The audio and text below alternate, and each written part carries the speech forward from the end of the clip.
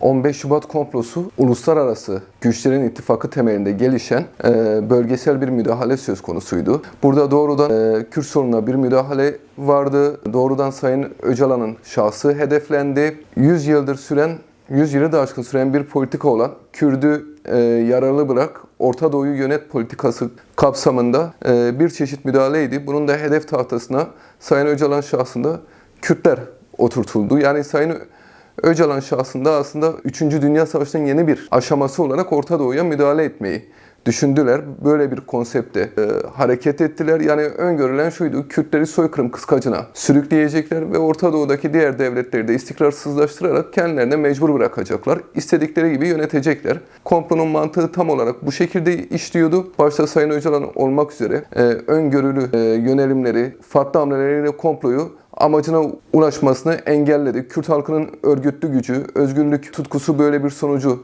açığa çıkardı. Tabii komplo boşa çıktığı için aslında tam anlamıyla komployu idrak da edemiyoruz, içselleştiremiyoruz. Yani bu komplo gerçekleşseydi neler açığa çıkacaktı? Dediğim gibi komplo tam anlamıyla başarıya ulaşamadı, boşa düşürüldü. Bu nedenle sonuçlarını içselleştirme konusunda tam olarak sorunlar yaşıyoruz. Yani onun yakıcılığını, şiddetini hesap etme konusunda hala kafalarda soru işareti var. Bunu şöyle bir örneklemeyle verecek olursam, mesela o dönem Suriye'ye müdahale, Sayın Öcalan hedeflenerek Suriye'ye müdahale amaçlanıyordu. Irak'a müdahale amaçlanıyordu. Yani Sayın Öcalan'ın rotası, gidiş güzergahları hesaplanarak. Sayın Öcalan Orta Doğu'dan çıkarak Avrupa'ya giderek demokrasi kanallarını, siyaset kanallarını açmaya çalıştı. Aynı bugün yaptığı gibi, aynı komplodan sonra 27 yıldır araksız sürdürdüğü gibi siyaset kanallarını açmaya çalıştı. Ve böylece bu projeleri boşa çıkardı. Ancak bir yönüyle de şöyle oldu. Bugün baktığınızda Suriye'ye müdahale yapıldı. 14-15 yıllık bir savaş Suriye'de sürdürülüyor.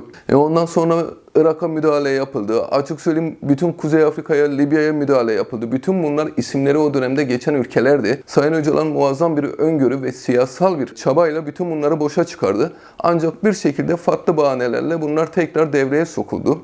Komplonun temel amacı da Kürt'ü yararı bırakarak bölge devletlerini istikrarsızlaştırmaktı. Ancak düşündükleri gibi olmadı. Ne bir Kürt-Türk savaşı, ne 100 yıl sürecek bir Kürt-Arap savaşı gerçekleşmedi. Bu da Kürt halkının örgütlü gücü sayesinde söz konusu oldu. Ya komployu tanımlamak gerekirse aslında demin dediğim tam bilince çıkaramıyoruz dediğim şeyi şöyle bir örnekle anlatabiliriz. 7 Ekim 2023'te Hamas'ın bir eylemi söz konusu oldu. Aslında bu da bir çeşit komploydu. Hamas'ı teşvik edenler, kışkırtanlar, ona o aklı verenler bugün Hamas'ın tasfiyesi ve Gazze'nin yıkıntıları üzerinde rant kavgasına girmişler. Tatil köyü hesapları yapıyorlar. Bu gerçekliği görmek gerekiyor. Filistin mücadelesinin 10 yıllardır süren meşruiyeti bitirilerek oradaki halk bir soykırıma sürdürüldü. Ve bütün dünyanın gözü önünde bu gerçekleşti. 7 Ekim 2023'te gerçekleşenin aslında nasıl da bir provokasyon, nasıl da bir komplo olduğu bugün daha net görülüyor. Bu komplo bağlamında bütün Orta Doğu'ya müdahale ettiler. İşte Lübnan'da Hizbullah'a müdahale ettiler. Hamas'ın siyasi liderlerinin İran'da katli söz konusu olduğu, Suriye'de Esad rejimi devirdi. Yani bunlar hakikaten böylesi kastettim, işte bunlar 99'da Sayın Öcalan şahsında ve Kürtler üzerinde aynısı gerçekleştirilmek isteniyordu.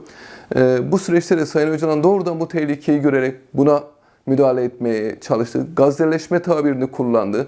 Bakın bugün Rojava'da da yapmak istedikleri, yapılmak istenen kesinlikle buydu.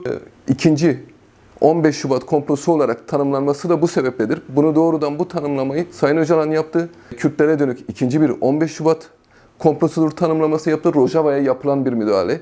Çünkü yeniden Kürt'ü yararı bırakarak, yeniden soykırım kıskacına sürükleyerek böylesi bir çatışma, halklar arası bir çatışmayı derinleştirmek istediler. Bu da bildiğimiz kadarıyla yeniden Sayın Öcalan'ın müdahalesiyle boşa çıkarıldı. Kürt halkının Sayın Öcalan'ın etrafında yeniden kenetlenmesiyle, kendi örgütlü gücünün, kendi özgürlük isteminin, kendi ulusal onurunun etrafında kenetlenmesiyle bu da şimdilik boşa çıkarıldı diyebiliriz. Komplonun hedefi Kürtlerdi. Ancak Kürtler üzerinde bütün Orta Doğu'yu, bütün bölgeyi dizayn etme çabası söz konusuydu. Yani 100 yıl sürecek bir Kürt-Arap savaşı sadece Kürtleri ilgilendirmeyecek. Bütün bölgeyi bir savaş ve çatışma cenderesine sürükleyecek.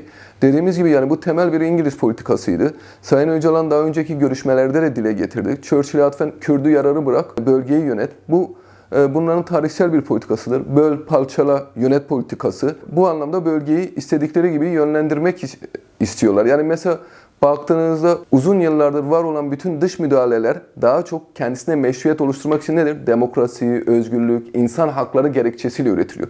Ha bunun böyle olmadığını biliyoruz. Çıkar ve menfaat kavgaları çerçevesinde devletlerin kapı arkası diplomasisiyle şekillenen bir şeydi ama söylem düzeyinde dahi böylesi bir şey varsa Gazze'de katledilen insanlık değil miydi? Gazze'de katledilen özgürlük değil miydi? Veyahut da o kadar demokrasi, insan haklarını bayraklaştırıyorsunuz söylem düzeyinde. Halep'te, Şeyh Masud'da, Eşrefiye'de, Rojava'da katledilen, Kobani'de hedef tahtasına konulan insanlığın özgürlük arayışı değil mi? İnsanlığın yaşam değerleri söz konusu değil midir? Orada insanlık katledilmedi mi?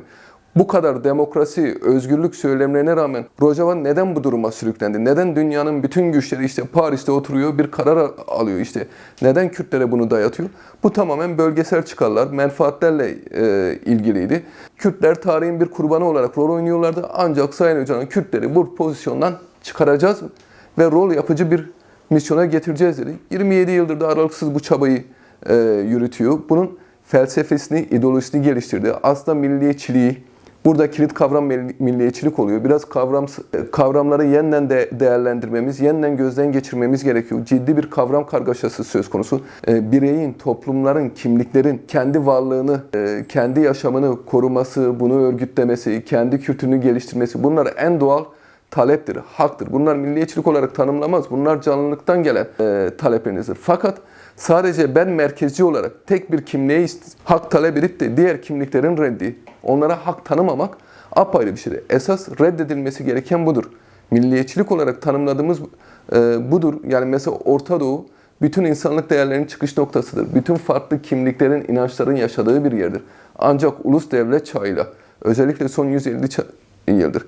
Ne oldu? Bu coğrafyadaki mesela Suri Süryani halkı nerededir? Müzelik duruma getirilmiş durumda. Nestuliler nerededir? Bu coğrafyanın kadim halkı olan Ermeniler nerededir? Neden böylesi birlikte bir yaşam yok? Maalesef milliyetçilik zehri dediğimiz ki bu da aynen böyle komplovari, dış müdahalelerle kışkırtılmış, kendisince destek verilmiş, vaatler verilmiş. Ancak sonra iki tarafı da birbirine kırdırmak suretiyle bugün bir hatlar mezarlığına dönmüş durumda.